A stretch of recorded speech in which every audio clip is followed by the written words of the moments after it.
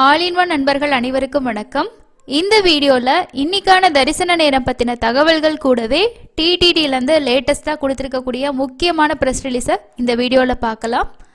2025 பிப்ரவரி மாதத்துக்கான தரிசன டிக்கெட் இந்த மாதம் ஓப்பன் பண்ணுவாங்க. என்னென்ன தேதிகளில் என்னென்ன டிக்கெட் ஓப்பன் ஆகிறதுக்கு வாய்ப்புகள் இருக்குன்ற வீடியோ ஏற்கனவே ஷேர் பண்ணியிருக்கேன். ஸோ 2025 பிப்ரவரியில் முக்கியமான ஃபெஸ்டிவல் என்னென்ன அப்படின்றத ஃபஸ்ட்டு பார்க்கலாம். இது நீங்கள் டிடிடியோட அஃபிஷியல் வெப்சைட்லேயே செக் பண்ணிக்கலாம். திருமலா.orgங்கிற வெப்சைட்டில் போய் பார்க்க முடியும். பிப்ரவரியில் நமக்கு இதை தவிர வேறு என்னென்ன முக்கியமான நாட்கள் இருக்குது அப்படின்றத தெரிஞ்சுக்கிறதுக்கு டிடிடியோட கேலண்டர்லேயே நம்ம பார்க்கலாம். ஃபஸ்ட்டு முக்கியமான ஃபெஸ்டிவல் அப்படின்னு பார்த்தோன்னா அதாவது பிப்ரவரி 4ஆம் தேதி அன்னைக்கு ரத சப்தமி. ரத சப்தமி அப்படின்றது மினி பிரம்மோற்சவம் அப்படின்னு சொல்லுவாங்க. ஒவ்வொரு பிரம்மோற்சவத்துக்குமே ஒவ்வொரு நாள்லையும் காலையிலையும் சாயந்தரமும் ஒவ்வொரு வாகன சேவைகள் நம்ம பார்ப்போம் இல்லையா. ஸோ இந்த ரத சப்தமி அன்னைக்கு மாட வீதிகளில் இருந்தோம்னா 7 வாகன சேவையில் மலையப்ப சுவாமிகளை நம்ம தரிசனம் பண்ண முடியும். இந்த ரத சப்தமி ஏன் ஸ்பெஷல் அப்படின்னா சூரிய பகவானுக்கான முக்கியமான நாளாக தான் அந்த நாள் இருக்குது. ஸோ யாரெல்லாம் பிப்ரவரியில் போகிறதுக்கு ரத சப்தமிக்கு போகிறதுக்கு பிளான் பண்ணுறீங்களோ பிப்ரவரி 4ஆம் தேதி அன்னைக்கு ரத சப்தமி. அதுக்கு அடுத்தது 12ஆம் தேதி அன்னைக்கு ராமகிருஷ்ண தீர்த்த முக்கோட்டி விழா இருக்குது.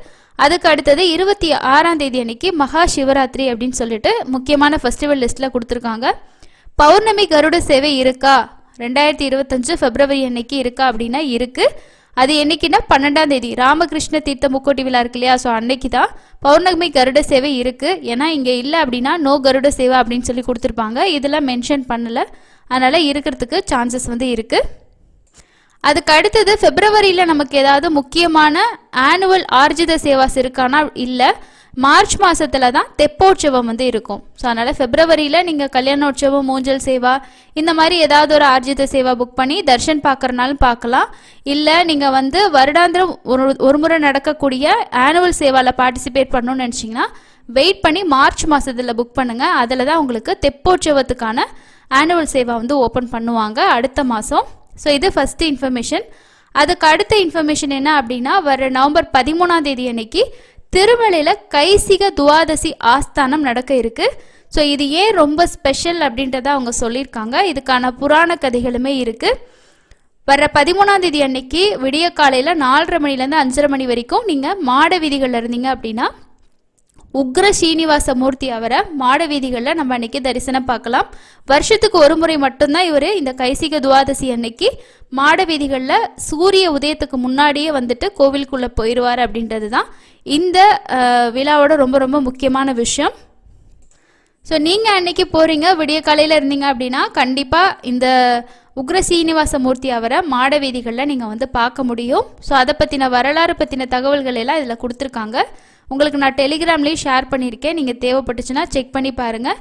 இதில் ஏன் சூரிய உதயத்துக்கு முன்னாடி வெளியில் வந்துட்டு போவார் அப்படின்ற விஷயமே சொல்லியிருக்காங்க.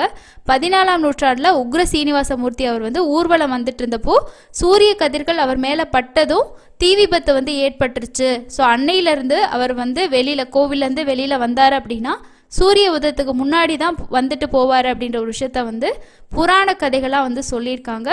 அதே மாதிரி நம்பக்கூடிய கதைகள் என்ன, ஸோ எதனால் அவர் இந்த மாதிரி இருக்குது அப்படின்றதுக்கான புராண கதைகள் எல்லாமே டிடிடி அஃபிஷியலாக ஷேர் பண்ணியிருக்காங்க. அதுக்கு அடுத்து இன்றைக்கி தரிசனத்துக்கு எவ்வளோ நேரம் ஆகுது அப்படின்ற தகவல் பார்க்கலாம். நேற்று 82,233 பேர் தர்ஷன் பார்த்துருக்காங்க. நேரடி சர்வ தர்ஷனத்தில் பக்தர்கள் ரொம்ப குறைஞ்சிருக்காங்க. அதே மாதிரி திருமலையில் ஆவரேஜ் ஆயிடுச்சு. எப்போவுமே தெரியும் வெள்ளிக்கிழமை இல்லைனா சனி ஞாயிறு 2 நாள் க்ரௌடு இருக்கும். திங்கள்லேருந்து நமக்கு திரும்பவும் புதன் வரைக்கும் உங்களுக்கு நார்மலாக இருக்கும். வியாழன் நேத்திர தரிசனம் அப்படின்றனால நார்மல் டேஸை விட கொஞ்சம் க்ரௌடு இன்க்ரீஸ் ஆகும். 10 கம்பார்ட்மெண்ட்டில் வெயிட் பண்ணுறாங்க. உங்களுக்கு 8லேருந்து 10 மணி நேரம் ஆகலாம். எஸ்எஸ்டி டோக்கனுக்கு 2லேருந்து 4 மணி நேரமும் 300 தரிசனத்துக்கு 2லேருந்து ஒரு 3 மணி நேரம் ஆகலாம். அதுக்கப்புறம் ரீசெண்டாக ஒரு சப்ஸ்கிரைபர் தர்ஷன் போயிட்டு முக்கியமான ஒரு விஷயத்த ஷேர் பண்ணியிருந்தாங்க. அது என்ன அப்படின்னா நைட்டு 7 மணியோட ஸ்லாட்டுக்கு மத்தியானம் 4 மணிக்குள்ளேயே ஸ்கேன் பண்ணி அலோவ் பண்ணியிருந்தாலுமே எல்லா தரிசனமும் அதாவது க்ரௌட் இருந்தாலும் சரி நார்மலாக இருந்தாலும் சரி மெயின்டைன் பண்ணுறதா சொல்லியிருக்காங்க. அதாவது டிடிடி வந்து ஒரு 2 ஹவர்ஸ் ஆச்சும் பக்தர்களை 300 கியூலாம் வெயிட் பண்ண வச்சு தான் அனுப்புகிறாங்க. இது வந்து ஹெவி க்ரௌடாக இருந்தாலும் சரி நார்மலாக இருந்தாலுமே சரி 1லேருந்து 2 மணி நேரம் வந்து வெயிட் பண்ண வச்சு தான் அனுப்புகிறாங்கன்ற ஒரு விஷயம் சொல்லியிருக்காங்க. ஸோ நீங்களே இந்த விஷயத்த வந்து பார்த்துருந்தீங்க, ஸோ நான் போனப்போய் இந்த மாதிரி தான் இருந்துச்சுன்னா இந்த வீடியோவுக்கு கீழே கமெண்ட்ஸில் ஷேர் பண்ணுங்கள். அது ஒவ்வொரு தடவுமே நம்ம வந்து ஷேர் பண்ணுற ஒரு விஷயந்தான். ஏன்னா எல்லாத்துக்குமே இவ்வளோ நேரம் அப்படின்றது கண்டிப்பாக மெயின்டைன் பண்ணுறனால தான் உங்களுக்கு இவ்வளோ இருக்கும். மற்றபடி நேரடி சர்வதர்ஷனெல்லாம் நார்மலாக இருக்கும்போது அனுப்புனாங்கனாவே லைன்லேயே போயிட்டு வர மாதிரி தான் இருக்கும். ஸோ இதுதான் டிடிடிலேருந்து வந்திருக்கக்கூடிய இன்றைக்கான அப்டேட்டு. அதுக்கு அடுத்தது வந்து நிறைய பேர் டிசம்பர் மாதத்தோட ஏபிஎஸ்ஆர்டிசி பற்றி கேட்டிருந்தீங்க. அதை பற்றி எந்த அப்டேட்டும் இல்லை. கால் பண்ணி கேட்டதுக்கு இந்த மாதம் கடைசிக்குள்ளே ஓப்பன் ஆகும்னு சொல்லியிருக்காங்க. அதுலேயும் இன்னொரு இன்ஃபர்மேஷன் என்னென்னா டிசம்பர் மாதம் ஃபஸ்ட் வீக்குன்னு சொல்லியிருக்காங்க. ஸோ டிசம்பரோட டிக்கெட் நவம்பரில் தான் கண்டிப்பாக ஓப்பன் ஆகும். மேபி 15ஆம் தேதிக்கு மேலே வரலாம், இல்லைனா இந்த மந்த் எண்டுக்குள்ளே வரலாம். எப்போ வந்தாலும் உங்களுக்கு நான் ஷேர் பண்ணுறேன், நீங்களும் செக் பண்ணிக்கிட்டே இருங்க. அதுக்கு அடுத்து அப்படி இல்லை உங்களுக்கு டிக்கெட் அதில் கிடைக்கல, அதுக்கு முன்னாடி ஸ்ரீனிவாச ஹோமமோட டிக்கெட் கிடைக்குதுன்னா அதை கூட நீங்கள் ட்ரை பண்ணிக்கலாம். ஏபிஎஸ்ஆர்டிசியில் ட்ராவல் பண்ண தேவையில்லை, ஜஸ்ட் 300 தர்ஷன் மட்டும் சாமி பார்க்கலாம். ரீசெண்டாக இந்த மாதம் கூட நிறைய பேர் தர்ஷன் போயிட்டு வந்திருக்காங்க, எந்த ப்ராப்ளமுமே கிடையாது. புஷ்பயாக சேவாவில் நீங்களும் பார்ட்டிசிபேட் பண்ணியிருந்தீங்கன்னா உங்களோட எக்ஸ்பீரியன்ஸ் எப்படி இருந்துச்சுன்னு சொல்லிட்டு கமெண்ட்ஸில் ஷேர் பண்ணுங்கள். இன்றைக்கி பெருசாக வேறு எந்த அப்டேட்டும் வரலங்க. அடுத்து தர்ஷன் டிக்கெட் ஓப்பனிங்கான அப்டேட்டு தான் வரும். ஸோ அது வந்து டிடிடியோட புக்கிங் போர்ட்டலில் நீங்கள் செக் பண்ணி பார்த்தாலே உங்களுக்கு தெரிஞ்சிடும். 15ஆம் தேதிக்கு மேலே அப்டேட் பண்ணுவாங்க, இல்லைனா 17 அந்த மாதிரி வந்து அப்டேட்ஸ் வந்து கொடுப்பாங்க. இந்த போர்ட்டலில் தான் நீங்கள் செக் பண்ணி பார்க்குற மாதிரி இருக்கும். புக்கிங்கில் ஏதாவது டவுட்ஸ் இருந்தால் கமெண்ட்ஸில் ஷேர் பண்ணுங்கள். அடுத்து இன்னொரு வீடியோவில் மீட் பண்ணலாம். தேங்க்யூ.